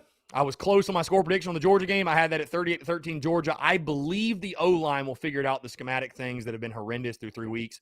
And with Doty back now, teams won't stack the box because he's shown he can throw the ball and throw it well. Lock it in. Lock it in, he says. Love it. Lock it in, he says. Yeah. Sports Media JB says, it's my understanding Gamecocks football is less than 1,000 tickets from a sellout for Saturday night's game against Kentucky. Love to see it. Love to hear that. Love to see it. Yeah, Chase, I hope a guy like Amari Brown also steps up very, very soon as well. Let's see. Cody making it rain. James Kendall says, someone tell Cody the toddler's playing with his computer again. Seriously, bro, what's going on? Somebody hacked Cody Gaskins. Bradley Kane says, the sky is not falling, but in all honesty, this is in fact a must-win game. If Beamer wants to keep changing the culture, he asked for a packed-out crowd this week in his conference. We have to win this one. Again, though, Bradley, I hear you. I'm not. Hey, this is a huge game for many reasons. This is a huge game for getting to a bowl game. This is a huge game for SEC East hierarchy. This is a huge game because, as I've said before, and I'm going to post this clip from that I recorded way back in June when I was talking about this game. This is a game, guys, that unfortunately, and I don't want to put words in Bradley's mouth or anybody else, but there's going to be folks out there, whether they're vocal about it or they're not, if South Carolina doesn't win this game, they're going to say, here we go again. Got another coach that can't beat Kentucky. Fair or unfair? That's what fans are going to say. Fair or unfair? And so again, whether a win or loss to Kentucky is not an indictment on the program Shane Beamer's building. If he wins, doesn't mean he's going to win a national championship. If he loses, doesn't mean he's going to be a failure. I'm just trying to keep it in perspective in regards to that. That's all I'm saying. Because I know there's people that are putting all types of pressure on this game, calling it a must-win, which is the most overused term. Guys, it's the 4th game of Shane Beamer's tenure in year 1. How can you call the 4th game of his tenure a must-win? Bradley Kane, that's why I'm saying to avoid those people saying these things, this is a must-win. I like Beamer, but he's got to win this to keep the fan base together. Bradley, I hear you. I understand it. So let me ask you this. What happens if you you beat Kentucky, but then you lose to Tennessee? Does Tennessee become a must-win after you beat Kentucky? Is Mizzou all of a sudden a must-win? Or is Kentucky in a league of its own? Is it on its own? Or, contrary, again, let's say you lose to Kentucky, but you win the next 3, and you start the season 5-2. Is the start of the season a failure of some sort because you didn't beat Kentucky? I mean, Jacob Edwards brings up the point, and he's right. Guys, people forget. I know it was a completely different team, completely different situation. Kentucky stomped you last year. Bro, they stomped you. I don't give a damn how, I understand you didn't even have a whole roster. I'm not sitting here trying to say like that game applies here. It doesn't. It doesn't. But they beat you 6-7. And the reason, again, I have not locked in my prediction. I will not do so till Friday. The reason I picked Kentucky as a loss in the preseason, guys, was this. Here's me flipping this to you all. And some of you are going to be like taken aback at this comment.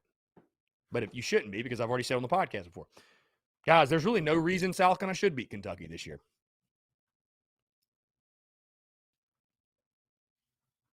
I'll say it again. In reality, there's no reason South Carolina should beat Kentucky this year. And you're like, what do you mean by that? Well, Mark Stoops is a ninth-year head football coach. He's been building his Kentucky program for 9 years. Shane Beamer's year one. Chambers year one. The rosters. Is South Carolina more talented? You could argue yes, because you look at recruiting rankings. Are they a better football team top to bottom?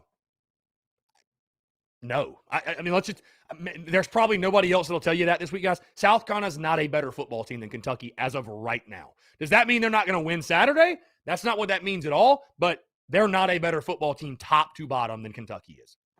Not yet. You got to prove it. South Carolina has proven nothing to this point. They've beaten a terrible EIU team that Vanderbilt would beat. They've kicked a game-winning field goal to beat East Carolina, and they've gotten trampled by Georgia. We've proven nothing. Again, I'm not trying to dog us, but that's just the reality and the facts. That's just the facts. All we've proven in 3 weeks is we can't block a damn soul on the offensive line. It's pretty much it. All we've proven. We've proven that. We've proven Josh Van's a number one option at wideout. We've proven what we already knew. The defensive line's really good. Shocker.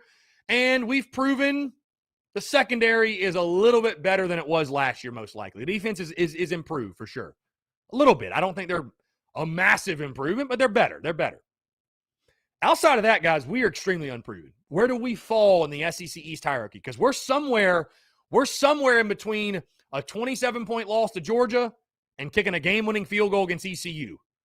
Where in the middle do we fall? That's what's so intriguing about this game this weekend is we're going to learn, hey, how far away or close is Carolina to competing? And again, all I'm telling you all is this, is to keep perspective that Kentucky should beat South Carolina, really, if you want my honest opinion. 9th-year head coach against a first-year head coach. I mean, it's just no-brainer. It's just no-brainer, man. They should. Now, the expectation at South Carolina should never be to lose to Kentucky. Kentucky's a basketball school, bro. We should never, my opinion, we should never lose to Kentucky in football. Ever. Ever. We should never lose to Kentucky in football. But taking my Carolina bias out of it and just looking at it as a football game, Kentucky, top to bottom, are they a better football program than South Carolina? No, they are not. I don't think so. No. Even when the Gamecocks are down, when you look at just fan involvement, the fan bases, facilities, money, everything. Kentucky does not offer what South Carolina offers as a football program. But top to bottom, Kentucky, as of right now, is a better football team. Not much, but they are better. They are a better team. If you want to argue that, I'd be more than happy to do so with you, but that's just the reality, unfortunately. I mean, it just, And that, hey, guess what? Shane Beamer's not to blame for that. The last guy is to blame for lack of development. And, we've gotten all this talent on our campus, and they were 4- and 5-star players. And unfortunately, it's 3-4 years later, and guess what? They're still just 4- and 5-star high school kids. They're not good college football players. That's the problem. That's the problem. Kentucky, on the flip side, has developed their talent. So those guys might have been 3-star high school kids, but now they're productive college football players. That's the difference. That's the difference in South Carolina and Kentucky right now. Will that change? I absolutely 110% think so. I think South Carolina will get back to beating Kentucky on a regular basis. But that's the reality as we currently sit here today on this September the 22nd, 2021. That's the reality. Bro, Cody Gaskins is going wild today. Setting the bar high for the most donations in a day. See you Saturday, Chris. Cody. I mean, bro, Cody is going nuts. Cody going nuts today on a Wednesday. Cody, seriously, bro. Thank you, Cody. I appreciate you, dog. Appreciate you. Appreciate you, my man. Jesse Jacobs says, agree, Carter. We need to be realistic as much as we can, or as much as we all want to win. The season's really a wash as far as wins and losses. Get a system in, work on changing the culture, prove something to the recruits, have a good year. You hate to call it a wash. I mean, because it matters. Winning matters. Bottom line. And again, guys, I am not sitting here preaching to you that Carolina's not going to win the game Saturday. That's not what I'm saying. You got them right where you want them. Home game, will he be? Night game. Couldn't ask for anything much better than that. But I'm just trying to inject, again, perspective that it's not a guaranteed dub. Quite the contrary. Quite the contrary. You are an underdog. Josh Pate has Kentucky ranked on his power rankings. Are they really that good? Had them ranked 21st. Guys, a lot of people are believers in Kentucky. Yeah, believe it or not. Let's see. Somebody text in. I really want to talk about the game, this last week's game, this week's game. Prepared. I got a lot of questions. Fire them away. Text them. Call. Whatever you want to do. 843-790-3377, guys. It's 843-790-3377. Hey, this right here, these conversations we're having, this is why I do what I do and do it very well. Because I'm willing to have the uncomfortable conversation with you all. There ain't many folks out there that are going to tell you Kentucky's a better football team than Utah to bottom, but guess what? See, Philly will. That doesn't mean Carolina's not going to win the football game because the margin is much smaller than it was with Georgia. With Georgia, there's no comparison. They're just better than everybody.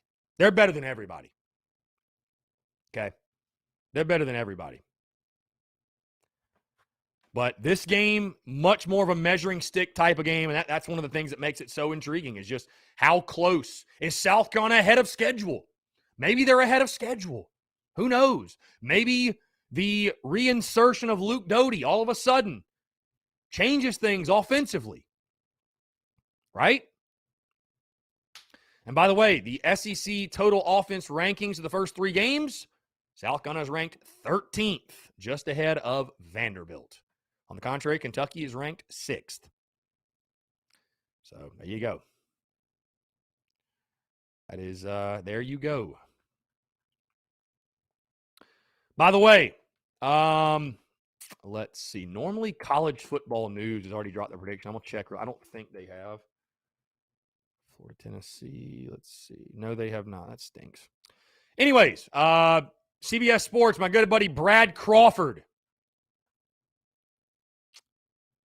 Jesse Jacobs says, Chris, what do you think you got to do to get the viewers up here? Wes Mitchell's show averages 120 to 130. No offense, your show craps on theirs.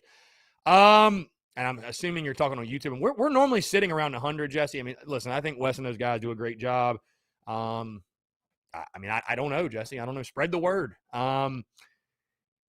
What I do, the way I create content, my style is listen, it's not everybody's cup of tea. And that's totally fine. It is what it is. They obviously do, I think, have probably a bigger following than TSUS, believe it or not, because they've been around for like 22 years versus me, who's been around for, I say 4, really been around for 2 is a full-fledged thing. So, Jesse, I don't know. Spread the word. Help us out. Hey, I really don't even worry about that, Jesse. I'll be totally honest with you, man. I don't worry about it. I just focus on putting great value out there, making great content. Everybody has a role. Everybody has value to provide. Like I said, Wes and those guys, they do a good job. Everybody else is making content around the Gamecocks. They do a really good job. So, anyways, let's see. My buddy Brad Crawford at 24/7 Sports, they dropped their gambling picks and predictions for the weekend. I want to read these off to you guys. I don't know who the other guy's name is, Hummer, whoever one of their writers is. This is what both Hummer and Brad Crawford have to say about the game this weekend. Their predictions, their picks, whatever. Hummer says, I really like Kentucky with the points. Well, that takes all the drama out of it. Says, I'm not entirely sold on the new look Wildcats offense, but I do believe 2 things will win this game. Kentucky can run the ball against the Gamecocks defense that just allowed 6 yards per carry against Georgia. Number 2, I have a difficult time seeing South Carolina moving the ball consistently against a Kentucky team that ranks 13th nationally in yards per play. Hummer's picking Kentucky to win 27-20, covering the 5-point spread. Brad Crawford says, my good buddy Brad, Williams-Brice Stadium at night is not where you want to be as a marked unbeaten such as Kentucky. But I'd be more inclined to pick South Carolina outright if offensive line play had been better over these first 3 games. I think Luke Doty will make this offense go, but I'm not at the point of trusting the Gamecocks in pass pro nor run blocking to pick the home team in this one. Kentucky 31, South Carolina 24. So again, those are just 2-man's predictions. Whatever. Those are their predictions. Both picking Kentucky by a touchdown. John Braddock, it's not 6 in a row for Kentucky because we beat them in 2019, but they've won 6 of 7. 6 of 7. Tyler Knoll, if they blow out Kentucky, does that change your outlook for the rest of the season as far as wins and losses? I know this is a swing game, but winning this makes 7-5 much more able, in my opinion. What's your take? Yeah, I mean, I think certainly, bro, if you win this one and you start 3-1, yeah, I mean, I think 7-5 definitely becomes much more into play. I mean, I let me put it this way. I picked 6-6 in the preseason with a loss to Kentucky. So naturally, if you beat Kentucky, yeah, I think 7-5 is very doable, very realistic. Very realistic. So, yeah. Let's see. Bad Brad 757 in the TDC Questions channel says, Cody gets the rights to design the next TSUS merch. Seriously, bro. Appreciate Cody Gaskins today, man. Incredible, incredible. Definitely setting a record. There's no question. Let's see, guys. Again, 843-790-3377. That is 843-790-3377. Like I said, guys, if you're out and about and you're around the city, if you're around Columbia, if you're going to be here, come on out. Tin Roof tonight. We'll be live at Tin Roof in the Vista, 5 to 7. Really, really good stuff. Really looking forward to this one, guys. Mike Matulis from Gamecocks offensive lineman joining me, as well as I'm taking your questions, your comments, your calls on Facebook, YouTube, Twitter, Twitch, just like we're right here, guys. You guys know the drill. But Mikey Matulis, had him on the show almost a year ago to the date. So really excited to chat with Mike Matulis, get his perspective also on offensive line play, what he's seen thus far, the game this weekend, of course. He's going to join me around 5:30 or so, 5:45. Going to be a really, really good time, though, guys. And again, I appreciate your continued love and support. The Tin Roof thing has been incredible. It's something I really, truly enjoy doing. And again, I say thank you to you all so much for you guys continue to rock with us, rock with everything we do. Appreciate y'all. Appreciate y'all for real. So, again, guys, 843-790-3377. John Arthur says the scariest thing about Kentucky is they can still rush for 200 if they have to, but can also convert a 3rd and 12 with a new quarterback. That's a very good point. Again, this is not your daddy's Kentucky team. They can throw the football. They can throw the football, bottom line. Will Levis is a good player. He can sling it. You know, I still question our secondary a little bit. And, you know, that's just kind of what we're working with right now. Cam Smith being healthy is huge, obviously, but they got some guys on the outside that can give you problems. So, again, like every other week, it's going to come down to our pass rush, getting after Will Levis, stopping the run, all of those things. So, Sean O'Brien, what's going on, man? Sick at home today, you say? We'll be ready to go for Saturday. We need you. We need you, Sean. Cody Gaskin says, beers are on me tonight, Chris. Yeah, beers. You might have to go to Halls, Cody. No, I'm just kidding. I'm just kidding with you. Again, appreciate you, Cody. Appreciate the love and support, guys. Seriously, man, it means the absolute world. Hey, we're going to take one more break before we get out of here. One more break. On the other side, again, we'll continue to take your questions, your comments, your calls, 843-790-3377. That's 843-790-3377. Continuing to talk South Carolina, Kentucky this Saturday. The gambling side of things, the on-field side of things. We'll talk about this in the final segment, guys. Is this a must-win? Do you label this as a must-win game? And if so, why? All that and more on the other side, guys. You're tuned in to the Daily Crow.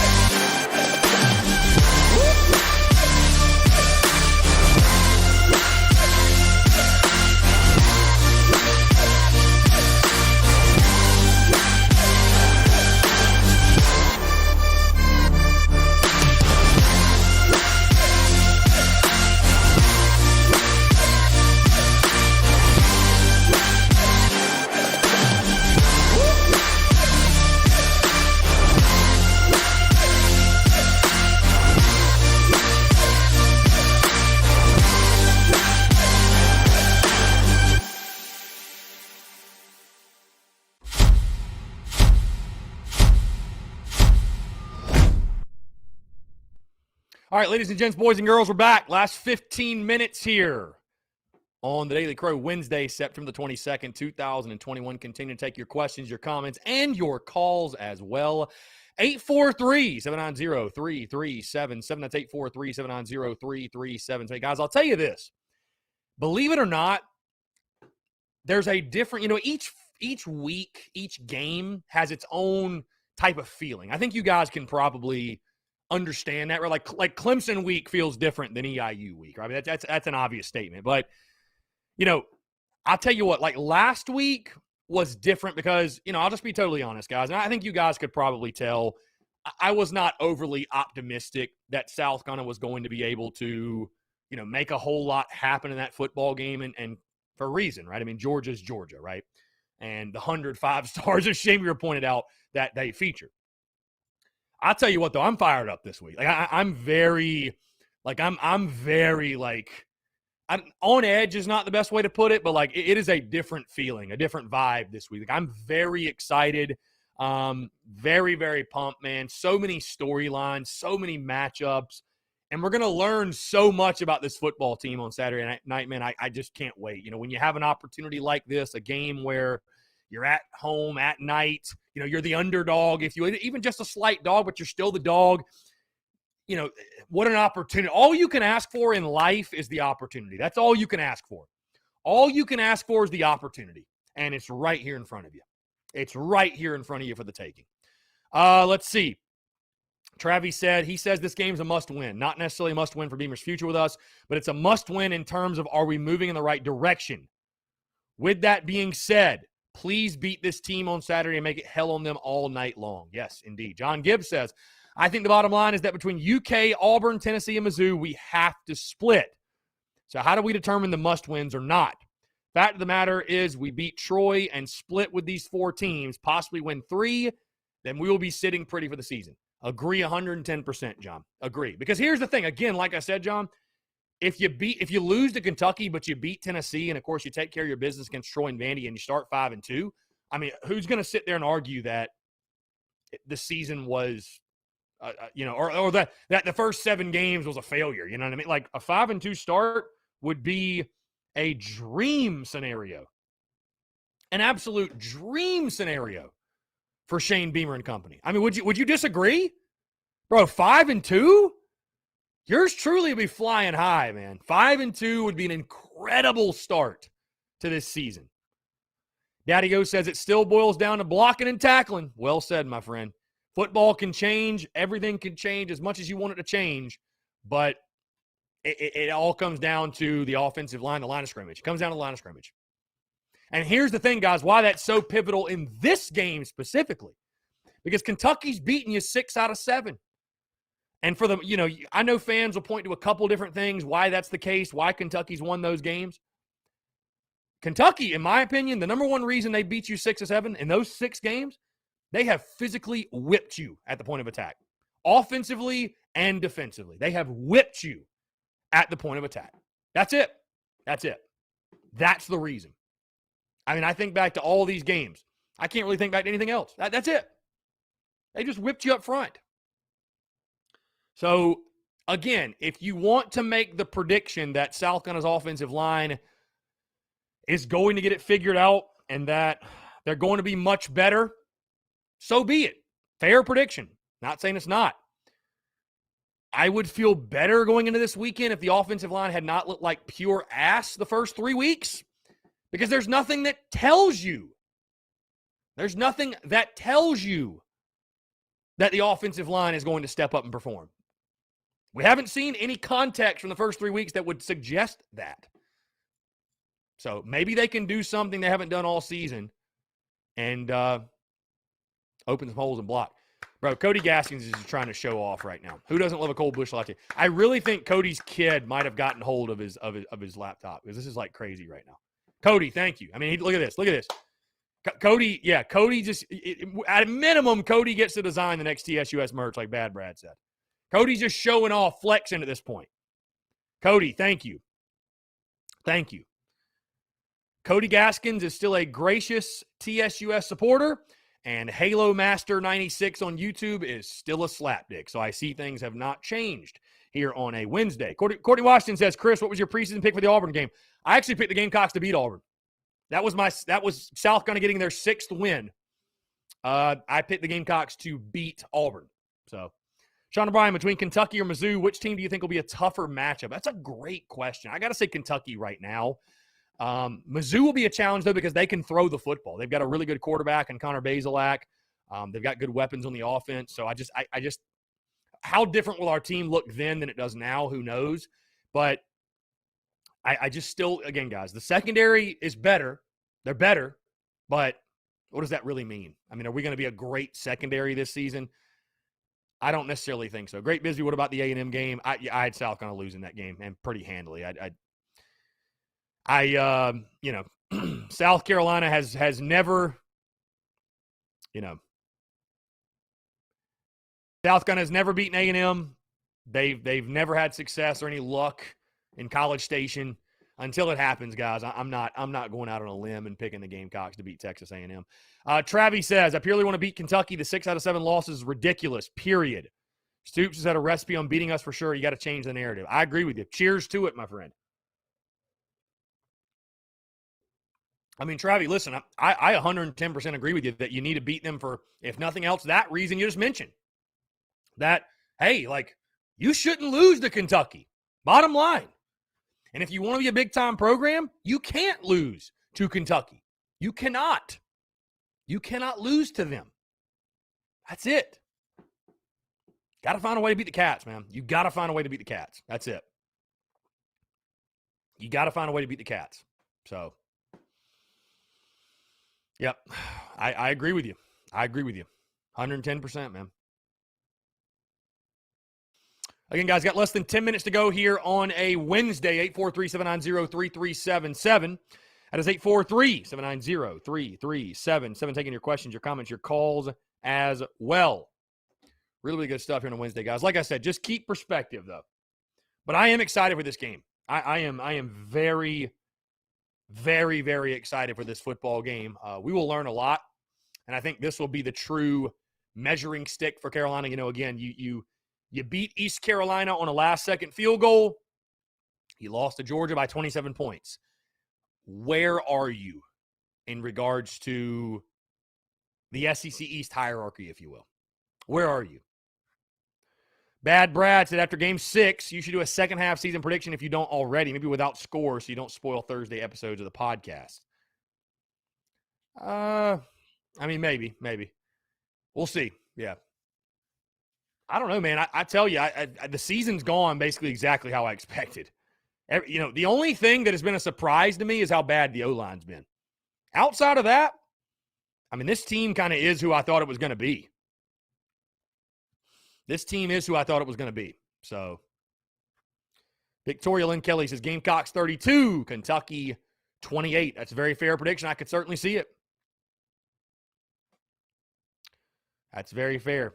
I could certainly see that. I think the over is a safe play. I really think there's going to be points scored. I think it's going to be a fun ball game. I think it's going to be a great ball game back and forth. I really do. I really, really do, man. It's going to be incredible. Brandon Wagner, secondary is playing better than I thought. They are. Jalen Foster leading the SEC in picks. I mean, that says it all right there. One more time for Cody Gaskins. My goodness. Join the Big Cock Club. Yes. Join the Big Cock Club. Big Cock Club flag will be flying high on Saturday. Cody, seriously, man, thank you so much for your love and support and your generosity, Cody. I cannot say enough things. What a day. I'm overwhelmed right now on a Wednesday. What a day. Yeah, Bad Brad, retweet Cody, join the Big Cock Club. Yes, join the Big Cock Club. Absolutely. Behind the Beat content will be back probably after the game this weekend. Going to have a lot of content from the GoPro, so going to be a really, really good time. Bleak Mode, what's the deal with DJ Jenkins? Guys, I think he's just fighting for playing time. He's just adjusting to the SEC level. I mean, guys, the guy came from St. Francis. Just because you're 6'7.5" doesn't mean you're ready to be a big-time SEC wide receiver. That's just it. So, Sean O'Brien, it's crazy. We seriously haven't seen our running back room's full potential due to these O-line issues. Yeah, we haven't. I mean, you got to have holes to run through, man. John Gibbs, I know I'm getting ahead of it, but it's for fun. But if we improved every week and we were ahead of schedule, can you see a sneak win from either Florida or Clemson? Is the potential there for those upsets in your mind? Well, I said before the season that Florida was the best potential for an upset. And, I mean, with the way Clemson looks, I mean, who knows? Who knows? Certainly possible. Certainly possible.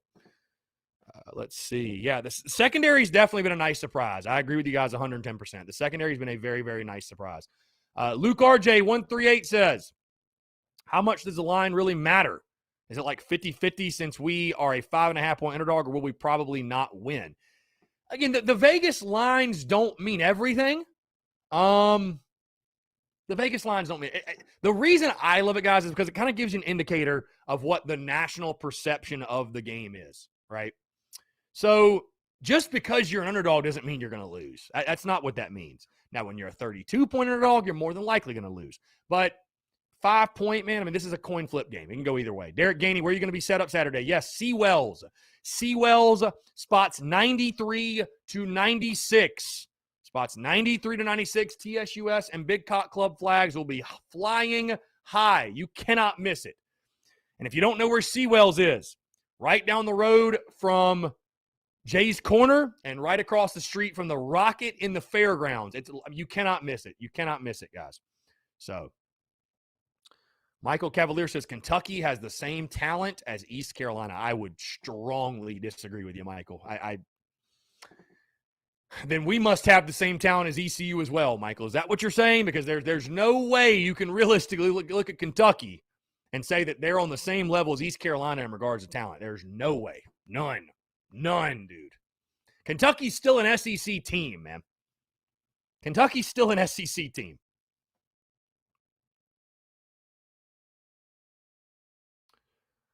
Let's see. 843-790-3377, guys. Just a few minutes remaining here on a Wednesday. Happy hump day to you all. John Gibbs says we need some Spurs Up car flags. Yeah, I'll have to find a vendor for that. I don't think I've ever seen one. I'll have to find a vendor. That'd be a good idea. I like the idea. Carolina Titan says Doty's the difference in this ball game. Gamecocks 24. Kentucky 23. I think that's very fair, Carolina Titan. I love it. I think that's very, very fair. No doubt. Yeah, I think that's very fair. I think it's going to be, again, one of the reasons I'm so excited this week, guys. I think it's just going to be a great football game overall. Back and forth, very, very competitive, very close. I'm looking forward to that. Carter Bingham, how does someone join the Big Cock Club? Yes, so patreon.com/Big Cock Club, or if you go to any of our social medias and click the link, it's like a link tree link, and the Big Cock Club link is literally on the top. So it's literally on the top. You know MXRSH. So it says 27-24 Carolina. And I think that's that. Yeah, I think it's going to be a close ball game, similar to that score for sure. I'm going to read this comment. Jimmy Mendio says, need TSUS pasties for my girls at Dollhouse. Got you, Jimmy. I'll get to work on that. Joe Anders says Kentucky will be the second most talented roster in the ACC. Yeah, again, is Kentucky, are they the best team in the conference or anything? No, but they're a good football team, guys. Like you got to put some respect on Kentucky's name. They're a good football team. They got a good football team. There's no question. So, guys, going to go ahead and wrap it up. Appreciate you all tuning in. Check out the podcast. Like I said, the drop this morning, episode 502, talking Chambers Tuesday presser, as well as gambling, SEC gambling picks, and best bet for South Carolina, Kentucky. Also, we're live tonight, 10 Roof, 5 to 7, former Gamecocks offensive lineman Mike Matulis joining me, 5 to 7 at Tin Roof in the Vista. Come on out if you're in the city, guys. Again, would love to see you out there. And again, appreciate the love and support. Going to be a really good time. And of course, Cody at the buzzer with the super chat. I don't even think I want to stop being live because Cody Gaskins is just feeling it today. Again, seriously, y'all, man, appreciate the love, appreciate the support. Cannot say enough good things, man. Of course, the podcast, the Daily Crow, the content rolling all week long. Again, folks, 5 o'clock, right at Tin Roof. Come on out. Would love to see you out there. Appreciate you all tuning in, guys. Thank you all so much. Have a great rest of your Wednesday. Have a happy hump day, and we'll talk to you soon, guys.